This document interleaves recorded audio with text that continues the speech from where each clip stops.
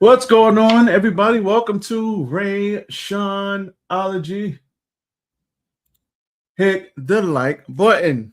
Listen, there's been a lot going on. First of all, I've been going for a while. Now I'm back. We're going to hit the like button for that. I've been going for a while. Now I'm back. Been trying to get things in order, as you all well know.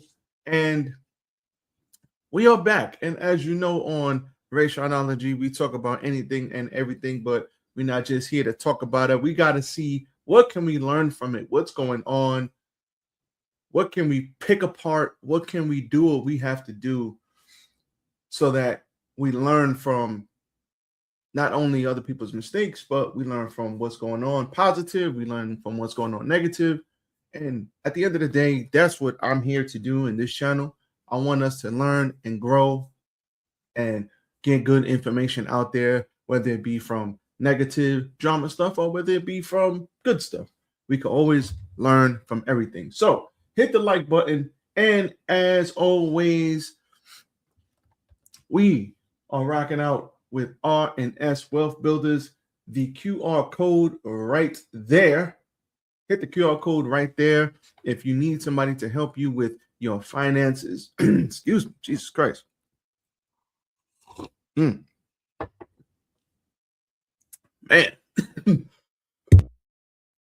Ooh, parched. If you need somebody to help you with your finances, R&S Wealth Builders are sponsors of the show today. So hit the QR code, set up an appointment, and they will get you right if you want to learn more about money and help get your finances in order. Now, with that being said, y'all know what we do here on R&S Wealth Builders. We look at the video, we talk about the video, so let's talk about it. But what we are not going to do is talk about the video today. We are going to do some reading because we don't already know allegedly what's going on. We already know allegedly what happened. I just want to pick this apart and find out how we can learn from what's going on. So Sherrone Moore allegedly, well, not allegedly, he was fired as University of Michigan's head coach on December 10th. Now it's the 19th, so there's been 9 days already that this has been going on. So after credible evidence found that he allegedly engaged in an inappropriate relationship with a staff member, hours later, he was detained by police, arrested after officers responded to an alleged assault. On December 12th, Moore was arraigned on charges of felony home invasion, misdemeanor stalking, and entering without permission. New details continue to emerge regarding the circumstances surrounding ex-Michigan football head coach Sherrone Moore's finding and arrest. So there's a lot going on here. And at the end of the day, first things first, we got to hit the button on him. I know. I don't want to do it, but I have to. The most important thing here is Sherrone Moore, alleged, was in an inappropriate work relationship. Now, doing some research and looking around at some things, he had been reported, the people had been reporting that he was, doing this sort of stuff already. But, when you're winning, they can overlook some things. Now, nobody is bigger than the program. I want y'all to get this through your heads. Don't matter what color you are, don't matter what you're doing, it don't matter what field you're in. Nobody is bigger than the program. If you bring embarrassment to whatever company you work for, if you have negative headlines around you and surrounding you, they will deal with you accordingly. Nobody is bigger than the program. And allegedly, he broke up with this girl who was an assistant, the staff member, allegedly.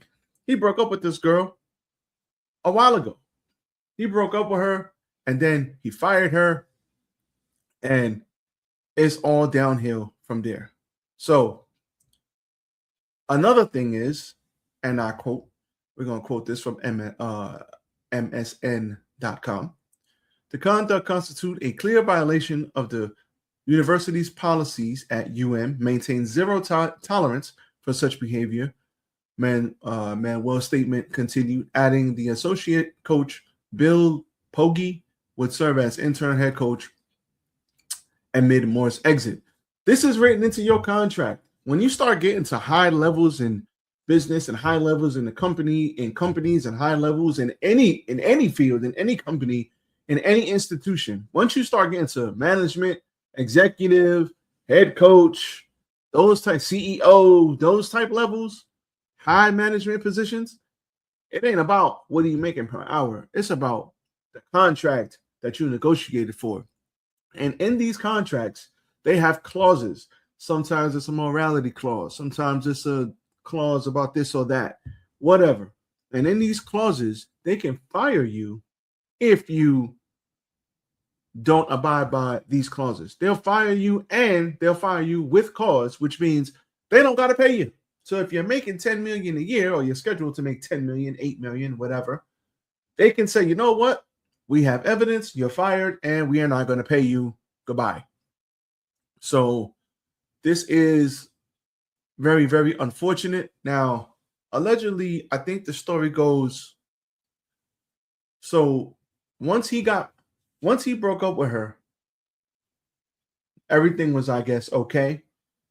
And I guess she went to the school and she was like, yeah, this happened, that happened, this happened. They fired him, and then he went to go talk to her. So it had nothing to do with the relationship.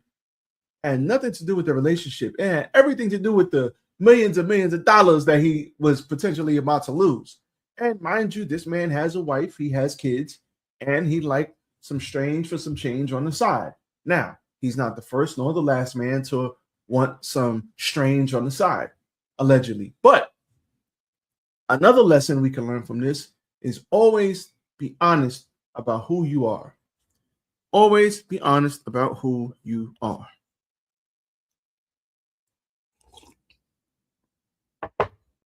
If you are the type of man who has that appetite where you want multiple women, then when you first meet these women, whether it be somebody you're going to marry, whether it be somebody you want to get serious in a relationship with, whatever, you need to tell that woman, talking to the men here, so you need to tell that woman, listen, I like multiple women. I'm always going to see multiple women. I'm not going to stop. Be honest. Be honest about who you are. Be honest about what you like, and be honest about what you want to do. Because you'd be surprised about how many women say, you know what? Do what you got to do. Don't embarrass me. Don't bring back any outside babies. You could do what you want to do. I don't want to know what you're doing. But you better take care of home. You'd be surprised about how many women go for that deal, especially when they're dealing with those types of men in those types of positions. Women deal with that all the time. Now, there are some men, they don't need 1, 2, 3, 4 women. They don't need all of these women. They don't need shot women. And there are some men that even when they were broke, they just love variety. Everybody's different. Everybody likes what they like. Everybody does what they do. Everybody does what they want to do. But honesty goes a long way, because when you're honest and that woman can make a conscious decision about what she wants to do in the beginning, you don't gotta hide the fact that you like people on the side. You don't gotta hide the fact that you're trying to do this or try to do that. So the wife probably already knew what was going on. But here's another lesson. Don't let anybody trick you out of your position. When you're thinking with the little head instead of the big head, the little head would trick you out of your position just because you want 5, 10, 15, 20 minutes of pleasure. That is many, let me say it like this, many men over the course of time, from the beginning of time, have messed up situations via self-sabotage or via thinking with the little head and not the big head. And I'm talking about the head on top of your shoulders. Many men have gone down because of women. There's been wars fought in the history books over women. There's been people that have lost their lives over women because people are not thinking with the big head. So I don't know if it's a self-sabotage thing or what, but when you are going through life, you want to make a good life for yourself. You want to get money. You want to have a family, whatever you want to do. Don't let anybody or anything trick you out of your position. We all know it's very difficult for people, I guess I would say people of color, but we all know it's very difficult for Black coaches to get coaching jobs in the NFL and college football at the highest level. You may be able to get a D1 school, a D3 school, a D2 school, but for those Division I schools, there's not a lot of spots. Even though we got a ton of colleges, there's not a lot of spots, and not a lot of Black people have those spots. So when you come into the situation, you have to be cognizant of, I'm not going to let nobody trick me out of my spot. Because even if that's who he was and he wanted to go get some side cutty, as the youngins would say, you want to get some things on the side, you got to be honest about what you're doing. Don't sneak around. And allegedly, he had the girl on payroll and then he fired her. As soon as he got this position with this assistant, allegedly, he should have said, you know what? Sorry, but this ain't going to work out. Because at the end of the day, who knows what's going on in that woman's head? Does she like you for you, or does she like you because of the status you bring her, or does she like you because you're going to double her salary because you're working for her? She's working for you. Because the why matters. Why she actually wants to engage in this relationship with you matters. Because if she wants to engage with you just because you're going to bump up her salary 50%, now when you cut that off and that salary gets cut off with it, hell have no fury as a woman scorned. I've been hearing that since I was like 6 years old. So, and let's read this. So, during the arraignment on the 12th, Razmirsky shared more details about the alleged timeline of events in the days leading up to the football coach's arrest. They claimed that the victim, who had been in a relationship with Moore for a number of years, broke up with him on the morning of December 8th, which means she broke up with him on December 8th. They had been in this side relationship for years. That tells me right there, the wife probably knew. She just turned a blind eye to it. The wife probably knew, and he didn't care about this relationship not happening anymore. He didn't care about that. He cared about his job. He could care less about this relationship, because if he really cared about the relationship, then he would have crashed out on December 8th and not crashed out on December 10th. So let's continue.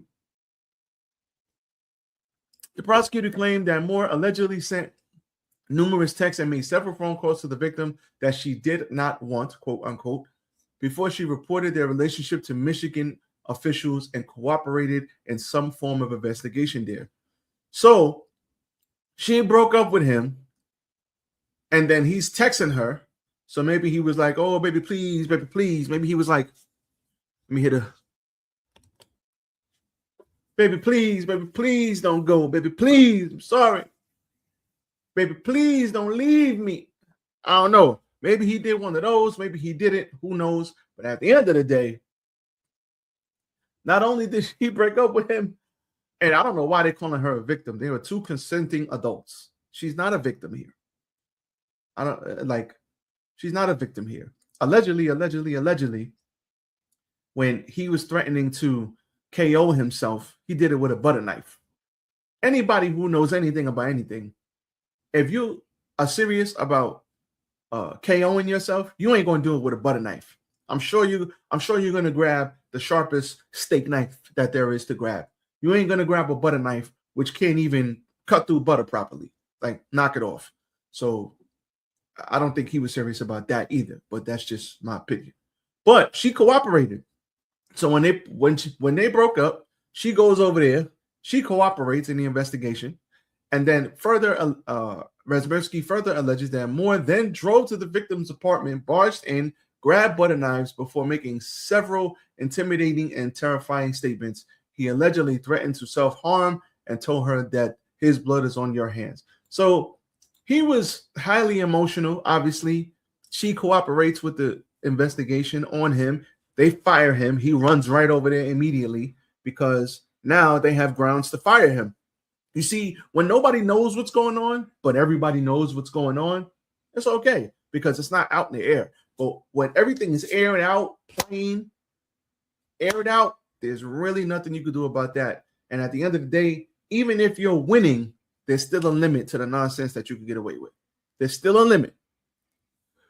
So the judge granted the former coach $25,000 cash bond and ordered him to not contact the victim at all or else.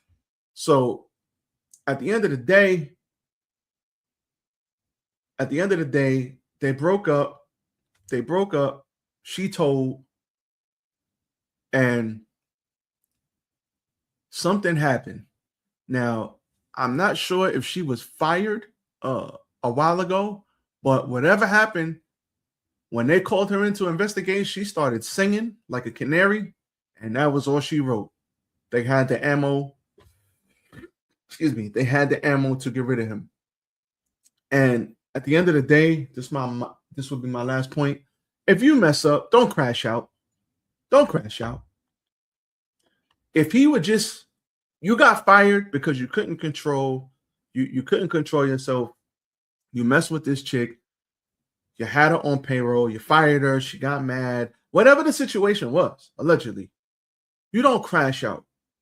I made a mistake. I'm sorry. You're going to take this verbal lashing, or especially in a court of public opinion, or you're going to take this verbal lashing. Best believe that. But threatening to running over to her house, threatening yourself, and this blood is on your hands. Come on, man. People in high school used to do that. Middle school. There's people in middle school that do that. Like kids. You're a grown man. No, I'm sorry. I made a mistake. You step into it. You're going to take some heat for a week or 2 or 3. But in this ADD society, people out of sight, out of mind. A couple of years later, you'll get a chance. Turn that around. A couple of years after that, you'll get a bigger chance. Maybe in 5 to 10 years, you'll be back where you want to be after enough time has passed. Now, you done crashed all the way out. You got criminal charges pending against you.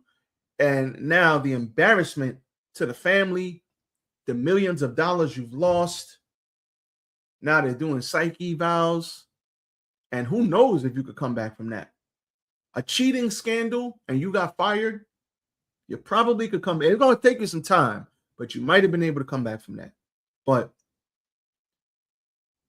all of this extra stuff going on,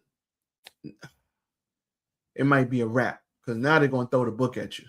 And listen, I'm not here to talk about the man's preferences. I don't care what the man likes. I'm just here to convey the message that you have to be careful. You have to be careful with when you get in even if you're not in those positions, even if you're a 9-to-5 person, wherever you are, you're a 9-to-5 person, you're an entrepreneur, you're trying to make your way in this company, you're trying to make senior partner, whatever goal you're trying to attain, you have to make sure you stay focused on the main thing. Keep the main thing the main thing. Nobody's bigger than the program. Focus on what you got to focus on. You want to go out there and be a bachelor, be a bachelor. Be honest about who you are. If you want a family, you want to be a family man, cool. But occasionally you are going to do what you do. Be honest about who you are.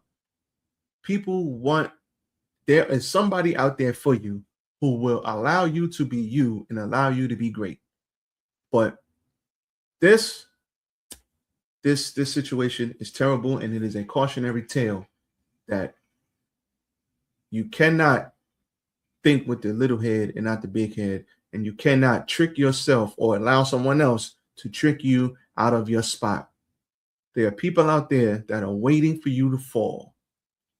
Even if you're not making millions of dollars, maybe you went from $10 an hour to $40 an hour, whatever. There's always somebody out there preying on your downfall. Do not give them the ammunition that they need to make that happen. Because the rise is long, it's tumultuous, it's rough, but the fall, you can fall from that top spot very quick. And it's a lot of bumps and bruises on the way down. So that's all I got for you guys today. Cautionary tale. Shout out to R&S World Builders. Hit the like button. As for me, I'm out of here. Everybody enjoy.